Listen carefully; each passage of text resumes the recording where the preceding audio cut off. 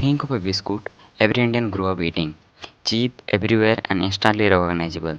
That's Parle-G. But how did a biscuit become India's most loved brand and survive for decades of competition? Let's break it down. Parle started in 1929 in Mumbai as a small bakery. The idea was simple: to make high quality biscuit affordable for everyone. Soon the glucose biscuit was born. The G in Parle-G stand for glucose, but it symbolized trust and affordability for generation of Indians. So what made Parle-G different? So first, the price was low enough for everyone or anyone to afford it. Then the second point is it was everywhere, from cities to big towns to even villages. And the third point is the branding was simple but powerful. That yellow packet with a iconic Parle-G girl made it instantly recognizable. So Parle-G is not just a biscuit; it's a symbol of trust and affordability.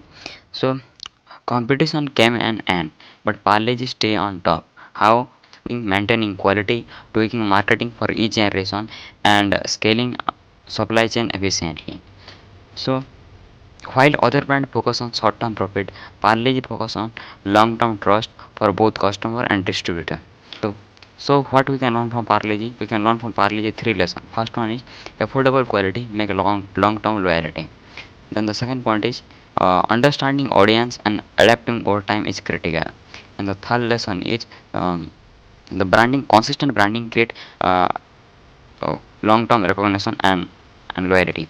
So Parle-G is not just a biscuit; it's a story of risk, survival, and smart strategy. The takeaway: mm, focus on quality, consistency, and your audience, and your brand will last for a generation. So, if this breakdown give you a chill, hit the subscribe button for more such valuable lesson coming soon.